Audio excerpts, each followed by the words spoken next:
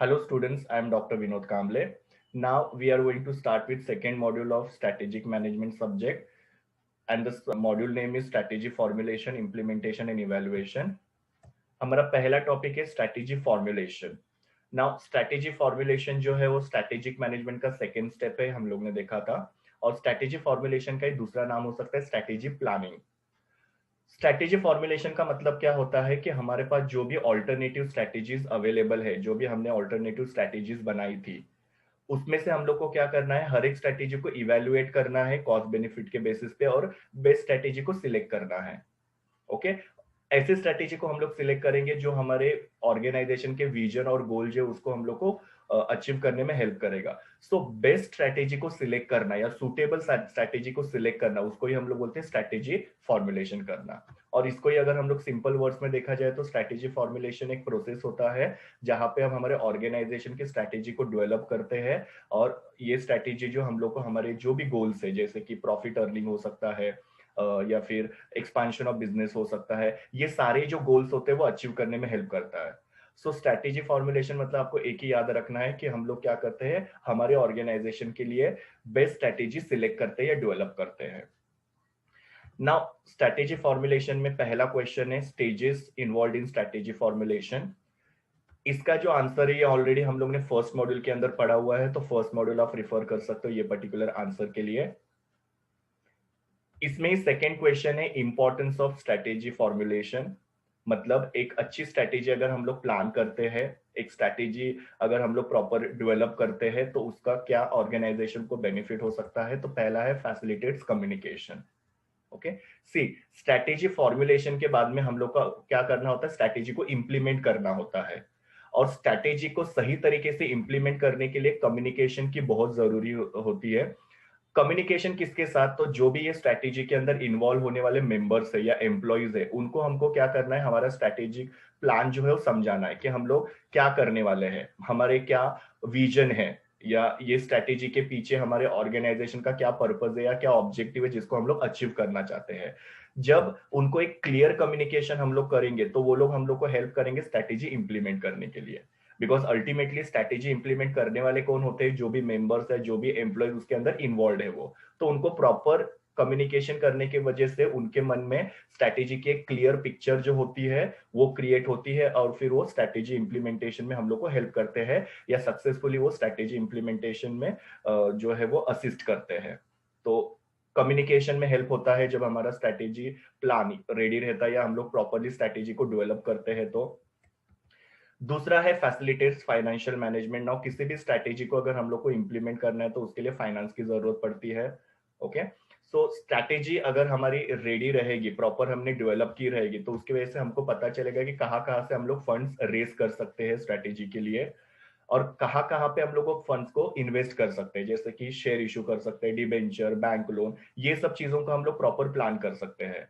और जो भी फंड्स हम लोग जमा करेंगे वो फंड्स को हम लोग क्या कर सकते हैं, प्रोडक्टिव तरीके से यूटिलाइज कर सकते हैं. मतलब किसी भी तरीके से फंड्स का यहाँ पे वेस्टेज नहीं होगा. ओके. तो इस हिसाब से क्या है कि वो स्ट्रैटेजी को हम लोग जब इंप्लीमेंट करेंगे तो हम लोग को मैक्सिमम रिटर्न वो स्ट्रैटेजी से मिल पाएगा. तो स्ट्रैटेजी फॉर्मुलेशन ने हम लोग को बताया कि कहाँ कहाँ से हम लोग फंड रेस कर सकते हैं और कहाँ कहाँ पे उसको हम लोग इन्वेस्ट कर सकते हैं, ताकि स्ट्रैटेजी से हमको मैक्सिमम प्रॉफिट या मैक्सिमम रिटर्न मिल पाए. अगर हमारा स्ट्रैटेजिक प्लान रेडी नहीं रहेगा तो फिर क्या होगा कि हम लोग रॉन्ग जगह से फाइनेंस को रेस करेंगे. कितना फाइनेंस चाहिए वो हमको पता नहीं चलेगा, हम लोग कम या ज्यादा फाइनेंस रेस करेंगे, उससे क्या हो सकता है, हमारा पूरा जो ऑर्गेनाइजेशन का परफॉर्मेंस है वो अफेक्ट हो सकता है. नेक्स्ट है facilitate decision making. Now strategy formulation करने से पहले हम लोग स्ट्रैटेजिक इंटेंट करते हैं, जिसके अंदर हम लोग हमारे ऑर्गेनाइजेशन के विजन डिसाइड करते हैं. देन हम लोग हमारे गोल्स वगैरह डिसाइड करते हैं. उसके बाद में हम लोग बिजनेस एनवायरनमेंट को एनालिसिस करके हम लोग हमारे स्ट्रेंथ, वीकनेस, अपॉर्चुनिटी, थ्रेट, ये सबको आइडेंटिफाई करते हैं. और ये सब चीजें करने के बाद में हम लोग हमारी स्ट्रैटेजी फॉर्मुलेट करते हैं. तो हमको पता चलता है कि एक हम लोग को ग्राउंड मिलता है, एक हम लोग को प्रॉपर बेस मिलता है डिसीजन मेकिंग के लिए, और हम लोग प्रॉपर राइट डायरेक्शन में डिसीजन ले पाते हैं. सो कौन से समय पे कौन सा डिसीजन लेना चाहिए, क्या करना चाहिए, क्या नहीं करना चाहिए, ताकि हम लोग सक्सेसफुली वो स्ट्रैटेजी को इंप्लीमेंट करें, वो हम लोग को पता चल रहा है. बिकॉज यहाँ पे हमारे विजन क्लियर है, ऑब्जेक्टिव्स पता है, हमने हमारे स्ट्रेंथ, वीकनेस, अपॉर्चुनिटी, थ्रेट सबको आइडेंटिफाई किया, तो अभी हम लोग को डिसीजन मेकिंग एकदम इजी हो जाएगा। ओके, जब ये सब चीजों के बारे में कंफ्यूजन रहता है कि विजन क्या है, गोल क्या है, स्ट्रेंथ, वीकनेस, तो क्या होता है डिसीजन मेकिंग में कंफ्यूजन होता है। But now everything is clear, so you can further make your decision making towards the implementation of the strategy. Next is allow organization to be proactive. Strategy formulation की वजह से क्या होता है कि ऑर्गेनाइजेशन प्रेडिक्शन करती है हमारे फ्यूचर सिचुएशन के बारे में, ताकि फ्यूचर सिचुएशन के लिए हम लोग अपने आप को रेडी कर सकते हैं। जैसे कि हमने प्रेडिक्शन किया कि आने वाले समय में कोई अनफेवरेबल सिचुएशन आने वाली है, तो हम लोग उसके लिए क्या कर सकते हैं, अभी से ही नेसेसरी प्रिकॉशंस ले सकते हैं, ताकि वो अनफेवरेबल सिचुएशन को हम लोग अवॉइड कर पाए या उसके साथ हम लोग इफेक्टिवली डील कर पाए। ओके, और उसके वजह से क्या होगा कि हमारे ऑर्गेनाइजेशन के लिए जो भी ये अनफेवरेबल सिचुएशन है या जो भी थ्रेट्स है, उसके वजह से जो भी चैलेंजेस या रिस्क क्रिएट होने वाले हैं, उसको हम लोग मिनिमाइज कर सकते हैं टाइमली एक्शन लेके। सो स्ट्रैटेजी फॉर्मुलेशन की वजह से ऑर्गेनाइजेशन प्रोएक्टिव होते हैं। वो लोग आने वाली हर एक थ्रेट को या अनफेवरेबल सिचुएशन को इफेक्टिवली डील करते हैं, ताकि हम लोग ऑर्गेनाइजेशन जो है वो ग्रो कर पाए और हमारी स्ट्रैटेजी को हम लोग प्रॉपरली इंप्लीमेंट कर पाए। Helps to increase market share and profitability. आपके स्ट्रैटेजी फॉर्मुलेशन की वजह से आपको पता चलता है कि मार्केट का ट्रेंड क्या चल रहा है, मींस मार्केट में क्या चीजें जो है वो ट्रेंडिंग में है।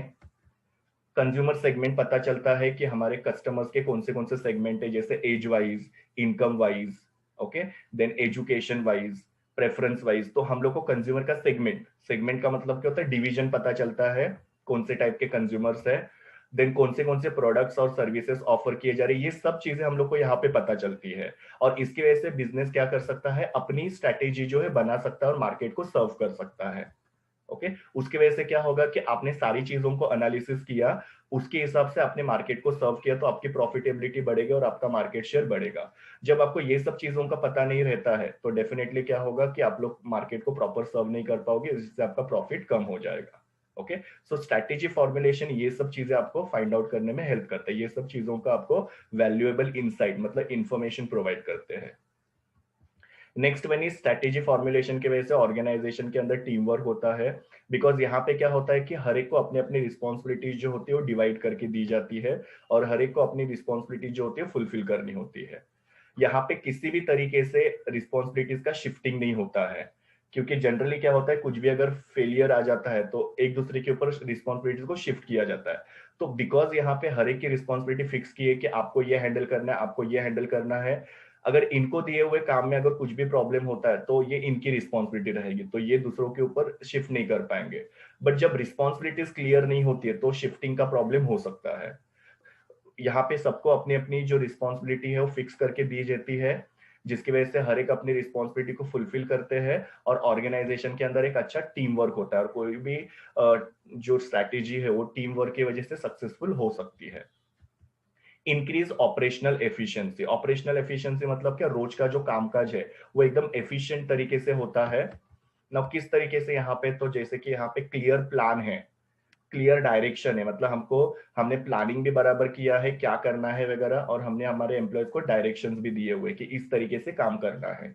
इसके वजह से क्या होता है, जो भी आपके रिसोर्सेस है, फिजिकल, फाइनेंशियल, ह्यूमन रिसोर्सेस, उसको आप प्रॉपरली चैनलाइज कर पाते हो। चैनलाइज मतलब यूटिलाइज करते हो, रिसोर्सेज को आप मॉनिटरिंग करते हो कि वो रिसोर्सेज इफेक्टिवली तो यूज हो रहे हैं ना, कहीं पे वेस्टेज तो नहीं हो रहा है ना। तो क्लियर प्लान और डायरेक्शन की वजह से आपके रिसोर्सेज का इफेक्टिव यूज हो रहा है, उसका कहीं पे भी वेस्टेज हो नहीं रहा है। प्लस यहाँ पे आपके क्लियर गोल है, जिसके वजह से क्या होता है कि आप लोग आपके ऑर्गेनाइजेशन का कितना प्रोग्रेस हुआ है, ग्रोथ हुआ है, वो डिटरमाइन कर सकते हो। तो ये दो चीजों की वजह से क्या होता है, ऑर्गेनाइजेशन की एफिशिएंसी बढ़ रही है, क्योंकि यहाँ पे रिसोर्सेज का वेस्टेज कम हो रहा है, प्लस आपको आपके ऑर्गेनाइजेशन का कितना प्रोग्रेस है, ग्रोथ है, वो पता चल रहा है। ओके, सो इस तरीके से यहाँ पे ऑपरेशनल एफिशिएंसी होती है। और लास्ट वाला है अडेप्टिंग टू द चेंजेस।